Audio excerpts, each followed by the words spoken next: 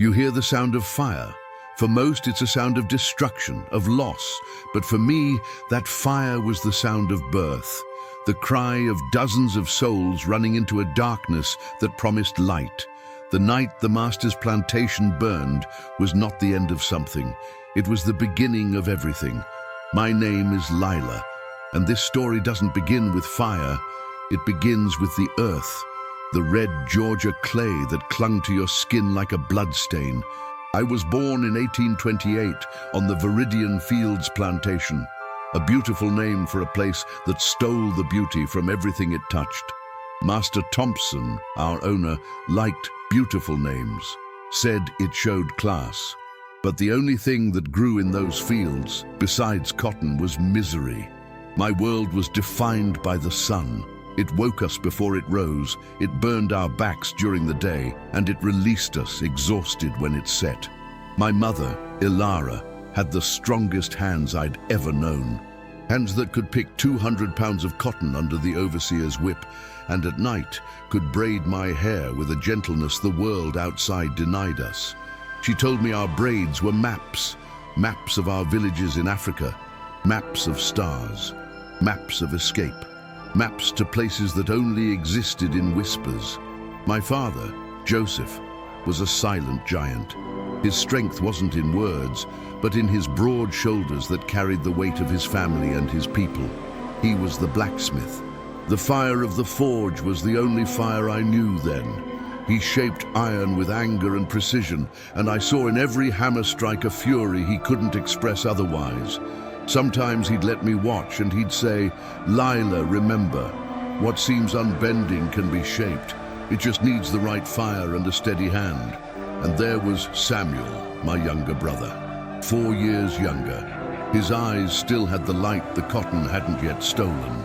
He saw wonder everywhere, in the way a caterpillar turned into a butterfly, in the stories our grandmother told of Anansi the spider, the trickster who outsmarted the powerful. Our grandmother, Mama Tanisha, was the keeper of our memories.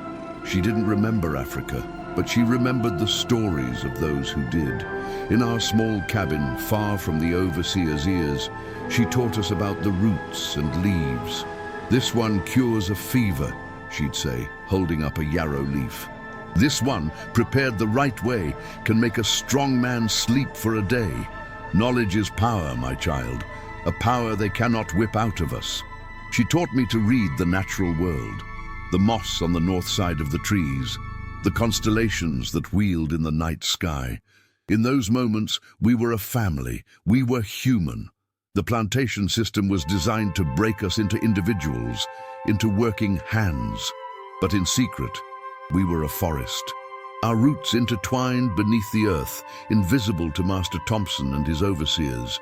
We sang the spirituals. To them, they were just the sad songs of a submissive people. To us, they were coded messages. Wade in the water wasn't about baptism, it was about how to throw the hounds off your scent in the streams. Follow the drinking gourd was a celestial map, a whispered hope pointing north. My first awakening, the first time injustice struck me not as a constant ache but as a sharp stab, was when I was 10. A slave named Marcus tried to run. They caught him in 2 days. Master Thompson brought him back and tied him to the whipping post in the center of the yard. He forced us all to watch, said it was a lesson. I closed my eyes, but I couldn't close my ears. The sound of the leather tearing skin, Marcus's screams, and my father's silence as he watched with a face like an iron mask. That night, I asked my mother why Marcus ran, knowing what would happen. She held me tight, the smell of sweat and earth on her clothes. "Because, Lila," she whispered, "there's a part of every one of us that wasn't born to be caged. Sometimes that part would rather die flying than live in chains." But the stab that truly shattered my world came 5 years later. I was 15. Samuel was 11. It was an auction day. A slave trader from Alabama was visiting. Master Thompson had gambling debts. I saw his eyes linger on us, calculating, not the strongest, but the youngest, those who would bring a good price and whose labor wasn't yet essential for the harvest. They called Samuel's name. The world stopped. My mother let out a cry that wasn't human. My father lunged forward and the overseer raised his whip. I clung to Samuel, my body shaking. "No," I begged. "Please, no, take me instead." The trader laughed. "A spirited girl," he said, "but the boy is strong. He'll fetch a good price in the cane fields."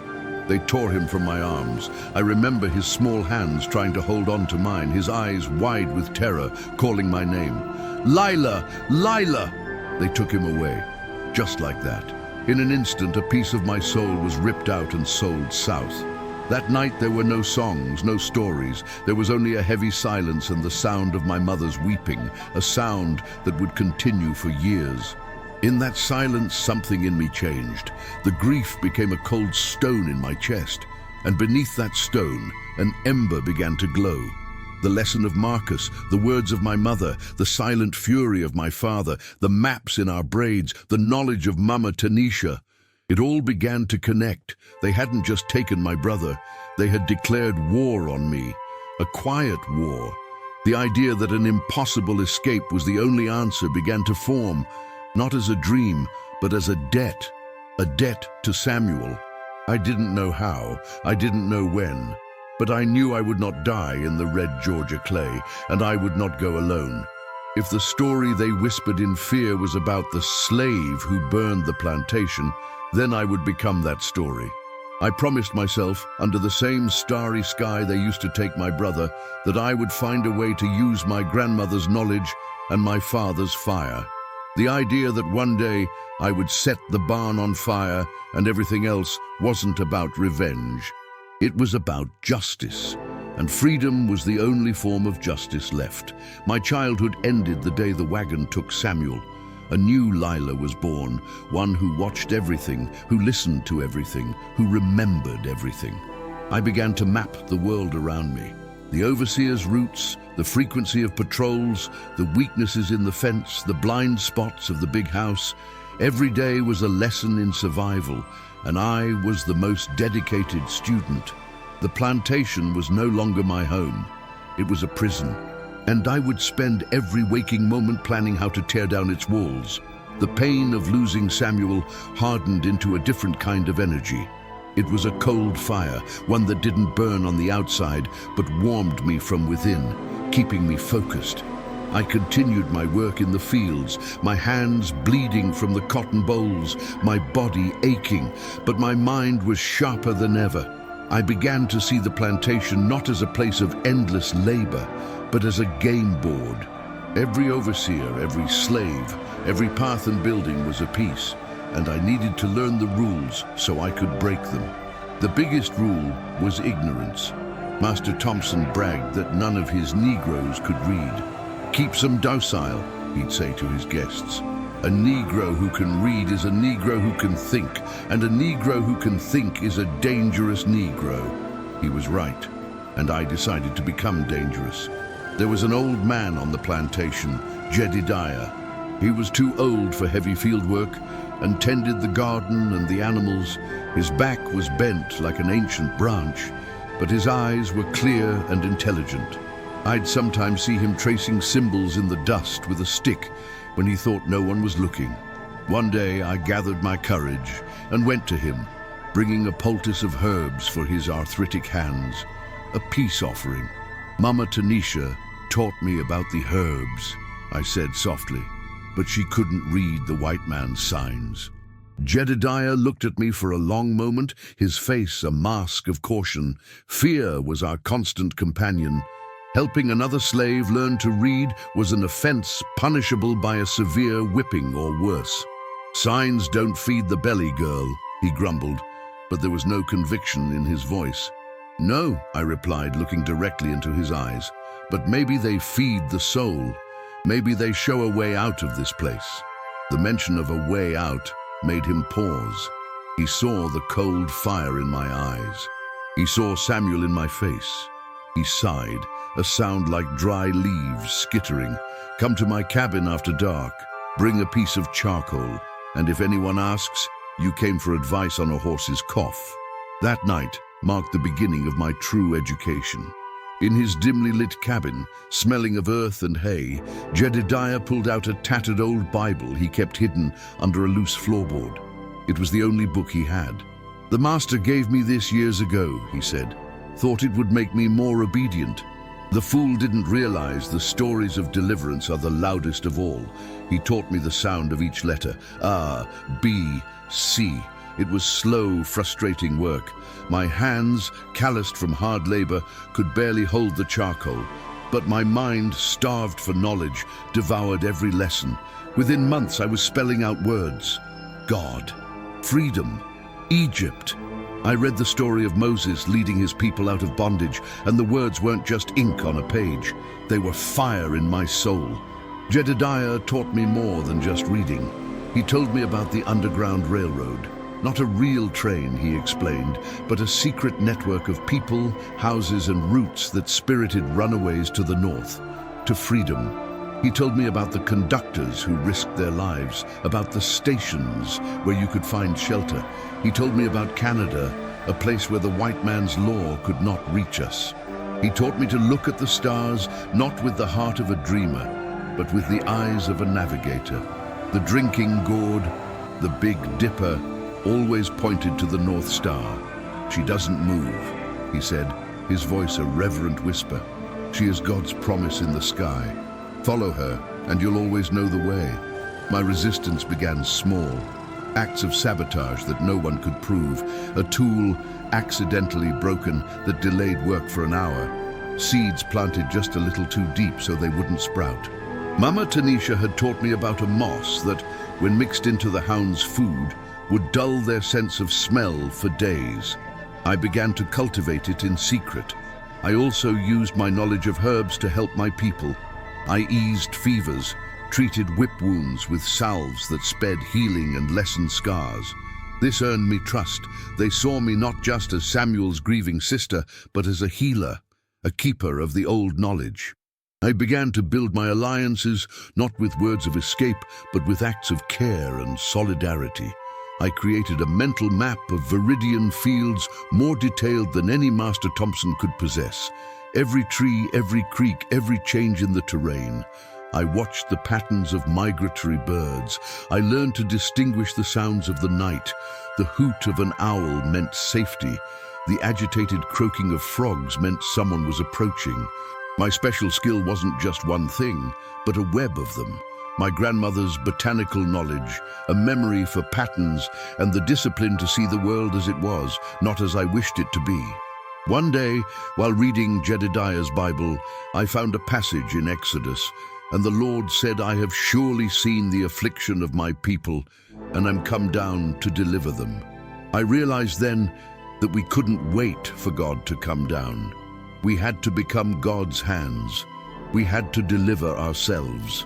The idea that the impossible escape might become possible began to take shape, but I didn't just want my freedom.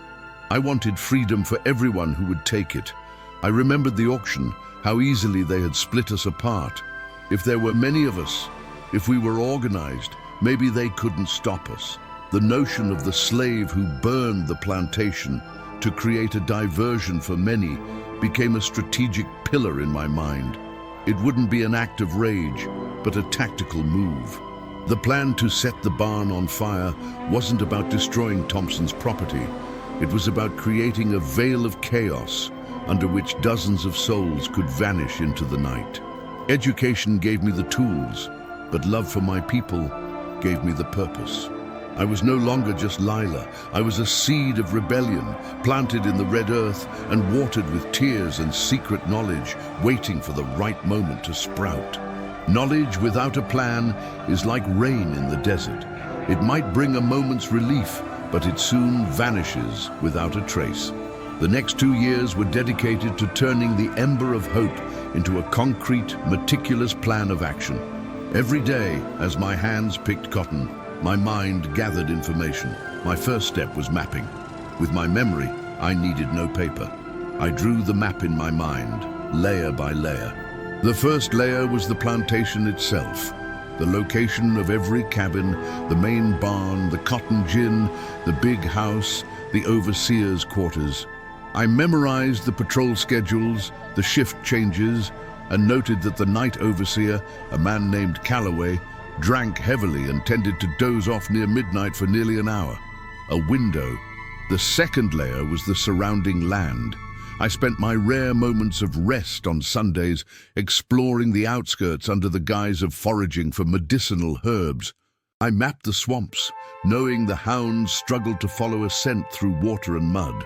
I found a creek that ran north for nearly 5 miles, a perfect aquatic highway. I discovered a series of shallow caves hidden behind a waterfall, large enough to shelter people for a short time. Nature, which was our prison, would also be our accomplice.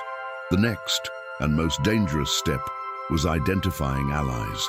Trusting the wrong person meant not just the failure of the plan, it meant death. I started with those closest to me. Jedediah was already with me. I spoke to my father, Joseph. His silent fury over Samuel's loss had only deepened. When I whispered the word north to him in the darkness of the forge, he said nothing.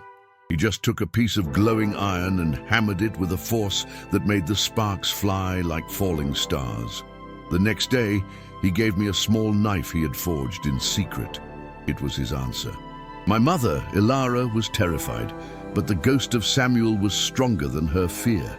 "If you can lead anyone to freedom, child," she said, her eyes filled with tears, "then you must go." I expanded the circle slowly, carefully. I approached Moses, a strong, respected man in the fields whose wife had been sold the year before. I spoke to Sarah, who worked in the big house kitchen and could feed us information about Master Thompson's plans and moods. She could also smuggle food. Each person was chosen for their skill, their courage, and most of all, the depth of their grief. We were a fellowship forged in suffering. Through Sarah, we heard of a Quaker, an abolitionist named Mr. Silas, who lived about 20 miles away and was rumored to help runaways. He was a vital link, the first station on our potential route. The challenge was how to contact him. Preparations were an exercise in secrecy. Sarah began siphoning off small amounts of flour, dried meat and salt, hiding them in a false-bottomed barrel in the smokehouse. My father, at his forge, would accidentally break old tools, and with the scrap metal, create small spearheads and crude knives for defense and hunting. I spent months gathering and drying Mama Tanisha's herbs, yarrow for fever, willow bark for pain, and that special moss to dull the hound's senses. We taught each other signals, a certain type of bird call, the way a quilt was hung out to dry, the rhythm of a work song. Everything had a double meaning. The heart of the plan, the key to what seemed an impossible escape, was the diversion. We needed something big, something chaotic, something that would draw all eyes and all hands to a single point, giving us the time to disappear. That's where the idea of the slave who burned the plantation became central. The main barn was the obvious choice. It was the largest structure, made of dry wood, and always full of hay, ginned cotton, and tools. A fire there would be spectacular and terrifying. The plan for me to set the barn on fire was our boldest move. But with the plan came the dilemmas. The most torturous was who to leave behind. I wanted to save everyone, but I knew it was impossible. The elderly, like Jedediah, couldn't make the journey. The very young would slow the group and make noise. Jedediah understood. "I am old, Lila," he told me, his eyes wise and sad. "My running days are over, but I can help you fly. My freedom will be watching yours and my parents." That was the hardest conversation of my life. My father, with his strong body but legs weakened by years of toil, knew he would slow us down. My mother refused to leave him. "We have lived together. We will die together," she said, her decision as unbending as my father's iron. "Your freedom is ours. Take our spirit with you. Go and be the proof that they did not break us." Their decision broke my heart, but it also solidified my resolve. I wasn't just running for myself. I was running for Samuel, for Jedediah, for my parents, for everyone who couldn't go. I would carry the weight of their hopes on my back every step of the way. The plan was set. 50 souls. A moonless night in late autumn, when the nights were longest and coldest. The signal would be the fire. I would be the one to light it. Joseph and Moses would lead the groups to the meeting point at the creek, and from there we would follow the drinking gourd, heading into the unknown, heading north. Arrogance is the mother of failure, and we, filled with a desperate hope, were arrogant. We believed our plan was perfect. Nature, however, has plans of its own. The chosen night arrived. The air was cold and sharp, and the moonless sky was black velvet pricked with stars. Everyone's heart beat to the rhythm of a war drum. Our group of 50 moved like shadows, communicating with the silent signals we had practiced for months. Everything was going according to plan. I reached the barn, my heart hammering against my ribs. I had a small bundle of rags soaked in lantern oil. The smell was sharp, the smell of our impending freedom. Then the rain began. First, a light drizzle, then a persistent mist. Within minutes, the sky opened into a torrential downpour, the kind of autumn storm that soaks the earth and extinguishes any flame. The dry wood of the barn was drenched. My oily rags were useless. The fire, our great signal, our smokescreen, was impossible. Panic spread through our group like a sickness. The sound of the rain muffled our whispers, but I could feel the wave of despair. We had to abort. We crept back to our cabins one by one, with heavy hearts and crushed spirits, praying no one had noticed our absence. The next morning was one of the worst of my life. The relief of not being caught was overshadowed by the crushing weight of failure. Master Thompson was in a good mood, remarking on how the rain was good for settling the dust. If only he knew, but our luck didn't hold. Someone talked. We don't know who or why. Perhaps out of fear, perhaps for a promise of better treatment. But Calloway, the drunken overseer, was told that something was amiss. He began watching us more closely, his suspicious gaze meeting ours. He found one of the caches of dried food we'd hidden near the edge of the field. The consequence was swift and brutal. They took Moses. They dragged him to the whipping post. Master Thompson supervised personally. He wasn't angry about an escape. He was furious that 50 of his properties had dared to think for themselves. The lash fell on Moses's back, but he did not scream. He gritted his teeth, and every strike was a silent accusation. We were forced to watch. Again, the lesson was clear. Resistance would be crushed. I felt responsible. My plan, my failure. That night, I went to Moses in his cabin, bringing a salve for his wounds. His body was torn, but his eyes burned with a fury that matched my own.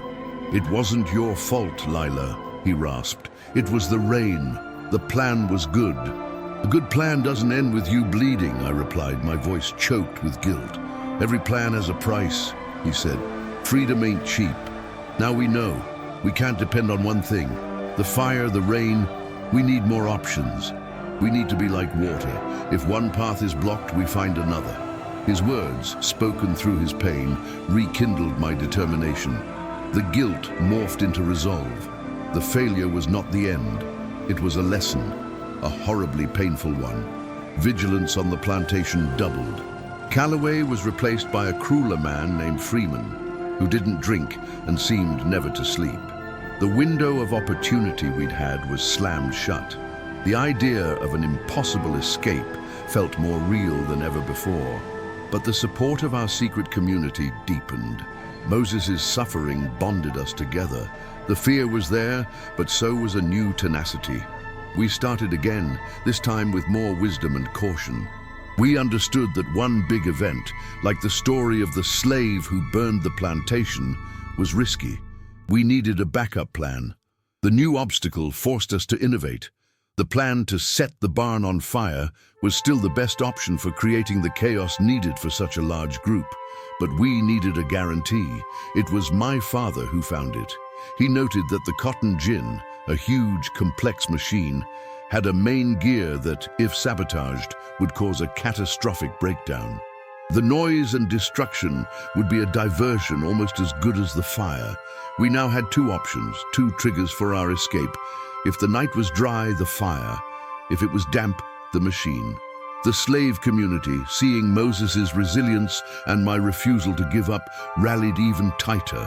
Food was gathered again, this time in smaller, more dispersed hiding spots. The signals became more subtle. The first attempt had broken us, but recovery made us stronger. We were wounded, but not defeated. And we were learning to be like water, as Moses had said, ready to flow around any obstacle in our path to the sea of freedom. The lesson of our failure taught us the importance of having allies not just within, but beyond the plantation walls. The Quaker's name, Mr. Silas, once just a whispered rumor, now became our greatest hope. We had to contact him. The task seemed impossible under Freeman's new watch. The opportunity came from an unexpected place. Master Thompson's wife fell ill with a persistent fever the town doctor couldn't break. Sarah, from the kitchen, hearing the complaints, casually mentioned to Freeman that I had a way with herbs, a knowledge passed down from my grandmother. Desperation made Master Thompson swallow his pride. He summoned me to the big house.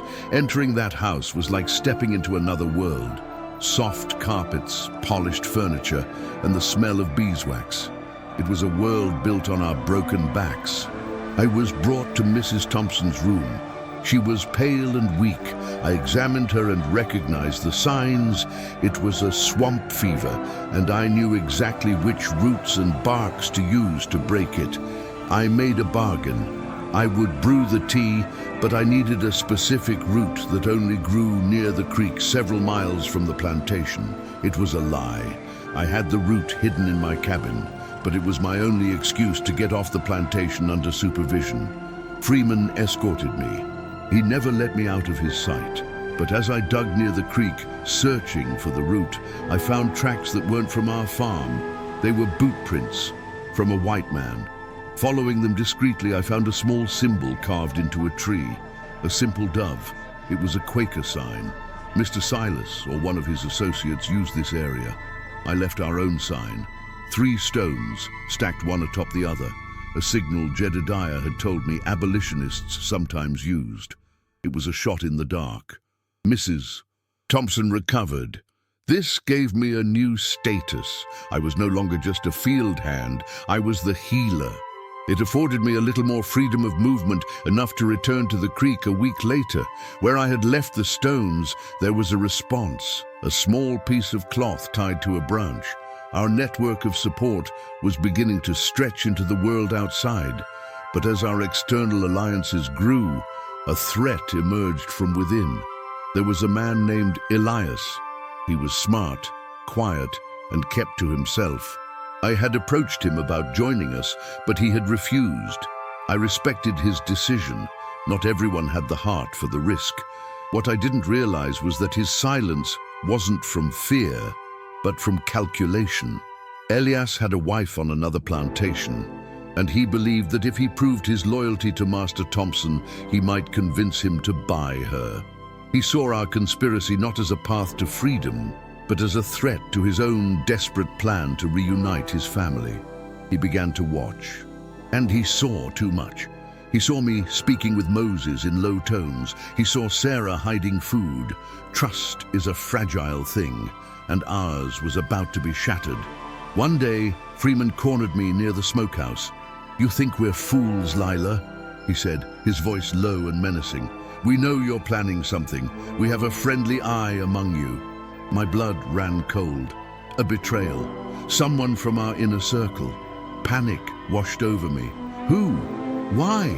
That night, I gathered the small group of leaders in secret. Suspicion poisoned the air. Everyone was looking at everyone else. It was Moses who calmed us. "Divided we fall," he said firmly. "That's what they want. We need to find out who it is, and we need to do it now." The test was Sarah's idea.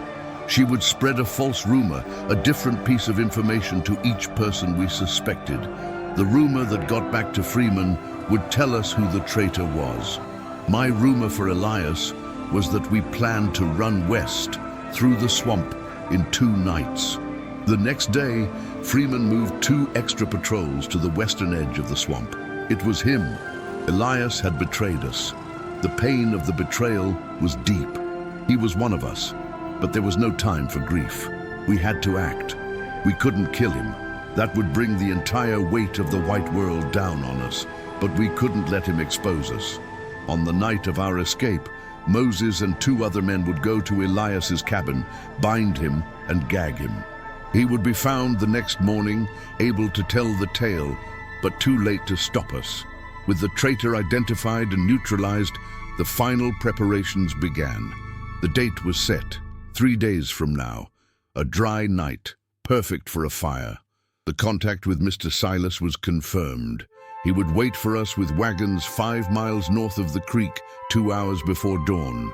The night before, the escape was a silence filled with unspoken goodbyes. I went to see my parents. My mother gave me a small bundle of cornbread and dried meat. "May this feed you," she said. My father gave me a hug, a rare show of affection.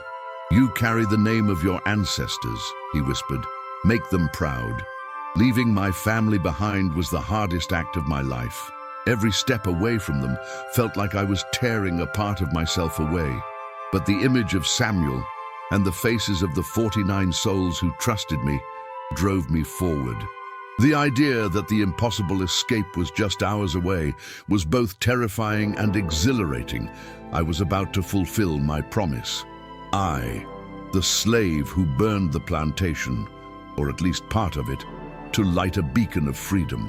I braced for the moment I would set the barn on fire, an act that would sever us forever from the world we knew. The night fell like a shroud. The air was still and dry, carrying the scent of dust and the final harvest. The stars looked like chips of ice in an endless sky. It was the perfect night. Our group gathered in the shadows, moving with the discipline born of fear and practice. 50 men, women and children, bound by a single, desperate desire. The infants were given a mild poppy tea, brewed by me, to keep them sleeping and silent. The faces around me were a mixture of terror and hope. I saw the weight of the decision in every pair of eyes. Moses and his men went to Elias's cabin. There was no struggle. The surprise was total. Within minutes they returned. The traitor was silenced. The way was clear. My father met me in the darkness near the forge. He handed me a small flint and steel. "The fire that imprisons," he said, his voice a low thunder, "can also set free." It was his final blessing. My heart felt like a caged bird beating against my ribs.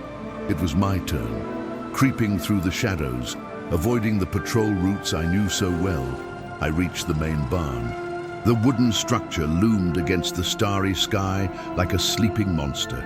Inside was Thompson's wealth: cotton, hay, tools, the fuel for our freedom.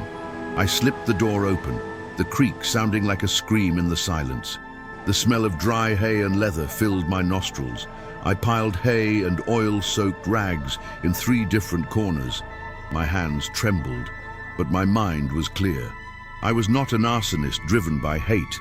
I was a strategist executing a maneuver. I struck the flint against the steel. Once, twice. On the 3rd try, a spark caught. The tiny flame danced, fragile at first, then stronger as it touched the rags. I fed it. I watched for a second as the fire came to life, licking at the dry wood with a ravenous hunger. Then I ran. By the time I rejoined my group at the edge of the field, the first wisp of smoke was rising into the sky. Within minutes, an orange glow appeared in the barn windows. Then with a roar, the fire exploded through the roof, sending a column of flame and sparks into the night. The confusion was instant, just as I had planned. Bells began to ring. Shouts echoed from the big house and the overseer's quarters. Men ran out, panicked, trying to organize bucket brigades in a futile effort. All eyes were on the fire. No one was looking at the shadows at the edge of the fields. "Now!" I whispered urgently. "Go to the creek, follow Moses." And we ran. We ran as we had never run before. Our bare feet pounded the earth, the sound swallowed by the commotion behind us. Small children were carried, the older ones helped along. We were a human chain, moving as one body toward the saving darkness of the woods. Behind us, the scene of the slave who burned the plantation was an inferno of light and sound, our perfect cover. The impossible escape was happening. Every step was a victory. We reached the creek and plunged into the cold water without hesitation. The icy shock rose to our waists, stealing our breath, but also washing away our scent, confounding the dogs that would surely be on our trail soon. We followed the creek north, the water muffling our footsteps, the darkness of the forest enveloping us. We were nearly 2 miles away when we heard the first baying of the hounds. The sound sent a wave of terror through the group. They were coming. The chase was on. "Don't stop!" Moses yelled, his voice a beacon of strength. "They'll struggle in the water. Keep moving." We used every trick we knew. We crisscrossed the creek. At one point, we climbed out and walked over a stretch of bare rock where our scent wouldn't hold. I scattered the moss that dulled the hound's senses in our wake. As the sky in the east began to lighten, we were exhausted, freezing, but still moving. Then, we heard a sound ahead. The rattle of wagon wheels and the low nicker of a horse. For a moment, fear paralyzed us. Was it slave catchers waiting for us? A man stepped out of the shadows, holding a lantern. He was tall, thin, and wore a broad-brimmed hat. He was a white man. "I am Silas," he said, his voice calm and steady. "A friend of friends. You are on the path to freedom. Quickly now, get in. We don't have much time." The wave of relief was so powerful it nearly knocked us off our feet. Help. Real, unexpected help. We scrambled into the 2 wagons, hiding under canvas and hay. 50 souls huddled in the darkness, trembling with cold and hope. The moment I, the slave, chose to set the barn on fire, gave us our chance. And this man was proof that we were not alone in the world. The wagon lurched forward, and we were on our way. The ride in Mr. Silas's wagon was the first leg of an odyssey that would last for weeks and take us across hundreds of miles of hostile territory. The Underground Railroad wasn't a continuous line, but a series of dangerous leaps from one safe harbor to the next, each one an island of hope in a sea of danger. Our first station was Mr. Silas's farm. We hid in a barn with a secret cellar, a cramped, windowless space beneath the floorboards. For the first time in days, we could sleep without fear of capture. Mr. Silas's wife, a kind-faced Quaker woman named Ruth, brought us warm food, bread and a stew that tasted like the finest meal I'd ever had. They didn't treat us like property, but like human beings. It was a strange and overwhelming sensation, but we couldn't stay. The runaway posters with our descriptions and a massive reward offered by Master Thompson would soon be everywhere. After 2 days, Mr. Silas guided us to the next station, a community of free blacks living deep in a forest. The conductor here was a former slave named Gideon, a man whose own escape inspired him to help others. From Gideon, we learned to navigate the next leg, a perilous trek on foot through mountains and woods. We traveled only by night. The daytime was for sleeping in ravines, caves, or thick brush. The North Star was our constant guide. My knowledge of nature became vital. I identified edible roots and medicinal plants to treat the sick and injured. I taught the others how to read the signs of the forest. Danger was ever present. The bounty hunters, or patrollers as they were called, were everywhere. They were cruel men, lured by money, who wouldn't hesitate to kill us. On one terrifying night, we were almost caught. We were resting near a river when we heard the sound of approaching horses.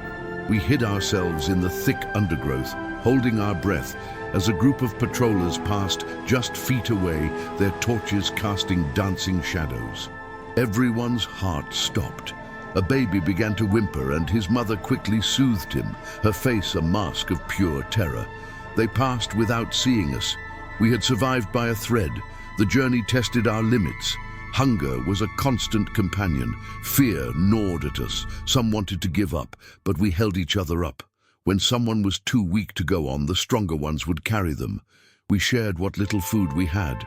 We sang our spirituals in whispers, the songs that were once codes for escape, now becoming hymns of endurance and faith. Finally, after weeks that felt like a lifetime, we reached the Ohio River. It was more than a river. It was the border between the slave South and the free North. Looking at its wide, muddy waters in the moonlight was like staring at the edge of the world. Crossing it felt like the final step of our impossible escape. A ferryman, a tight-lipped abolitionist, took us across on his barge in 2 silent, tense trips. When my foot touched the soil of Ohio, a feeling I couldn't name washed over me. I was in a free state. Legally, I was still Thompson's property under the Fugitive Slave Act, but for the first time in my life, the air felt different, lighter. I fell to my knees and wept, not from sorrow, but from a relief so profound it was painful. However, freedom in the North was not the paradise we had imagined. We found freedom, yes, but we also found a different kind of racism. A racism of suspicious glances, of closed doors, of lower wages for the same work. We were free from the lash, but not from prejudice. It was a hard lesson. Escaping the plantation was only the first battle. The fight for true equality would be much longer. The act of the slave who burned the plantation had given me physical freedom, but freedom of the soul would require a continued struggle. Still, we were safe from immediate pursuit. With the help of the abolitionist network, our group of 50 began to disperse. Some found work in cities like Cincinnati and Philadelphia. Others, like me, knew that true safety only existed where America's law could not reach. My destination was Canada. That final act, when I chose to set the barn on fire, was just the beginning. The journey taught me that freedom isn't a destination, but a path you walk every day. And my path was not over yet. I arrived in St. Catharines, Canada, in the early spring of 1850. The cold was unlike anything I had ever felt, a cold that bit at your bones. But the air was truly free. Here I was no one's property. I was Lila, just Lila. It was a feeling so big, so overwhelming, it took me months to truly believe it. I found a community of former slaves, men and women who, like me, had made the perilous journey north. There was a church, a school, and most importantly, a sense of belonging. For the first time, I could walk down the street without lowering my eyes, without fear of the whip or a master's angry word. I began a new life. My knowledge of herbs allowed me to work as a healer and midwife in the community. I had my own home, a small thing, but it was mine. I learned to read and write fluently, devouring every book and newspaper I could get my hands on. I read about Frederick Douglass and his fiery speeches, about the growing abolitionist movement back in the States. But freedom had a bittersweet taste. I was safe, but my people were not. My parents, Jedediah, all those I left behind, and the thousands of others still in chains. The memory of Samuel was a constant presence. Freedom was not something to be hoarded. It was something to be shared. The passage of the Fugitive Slave Act of 1850 made the situation even more dangerous. Now, not even the northern states were safe. Bounty hunters could legally kidnap black people and drag them back to slavery with little proof required. Canada became the only true sanctuary. It was then I found my true purpose. I knew the roots, I knew the dangers, I knew the fear, but I also knew the way to overcome it. I became a conductor on the Underground Railroad. I began making trips back to the border, meeting runaways at secret points in Ohio, Michigan, and New York, and guiding them on the last, most dangerous leg of their journey into Canada. People started calling me Moses, just as they did Harriet Tubman, whose legendary exploits inspired us all. Each trip was a risk of death. Each person I helped cross the border was a victory against the system that had stolen my brother. On one of those trips, I helped a young woman cross the Detroit River on a stormy night. She was terrified, shaking with cold and fear. When we reached the Canadian shore safely, she hugged me and wept. "I never thought I'd make it," she sobbed. "I heard stories about the woman who led 50 people out of Georgia, about the impossible escape. Are you her?" I nodded. The story of the slave who burned the plantation had become a legend. A whisper of hope passed from plantation to plantation. My act of desperation and strategy had become a symbol. The story of how I chose to set the barn on fire was no longer about me. It belonged to everyone who dreamed of freedom. Over the course of 10 years, I helped guide more than 300 people to freedom. Every face, every story was a rebuttal to the lie that we were less than human. I met men and women of unimaginable courage, families who risked everything for a chance to live and die free. I never saw my parents again. Years after the Civil War, I tried to find them, but the Viridian Fields plantation was just ruins and memories. I don't know if they survived to see emancipation. I hope they did. I hope they died knowing their daughter had kept her promise. My life is a testament to the resilience of the human spirit. Slavery was designed to destroy us, to erase our names, our families, our culture. But it failed. We survived. We resisted. We built new lives from the ashes of the old world. My story is not unique. It is one among millions. Millions of acts of resistance, large and small. From working slowly in the fields to armed rebellions. From preserving an African song to planning a mass escape. The history of freedom is written with the courage of those who refuse to be chained. Freedom is not something that is given. It is something that is earned every single day by every generation. The fight didn't end in 1865. It continues today in different forms. That is why it is crucial that we remember. Share the stories of resistance from your family.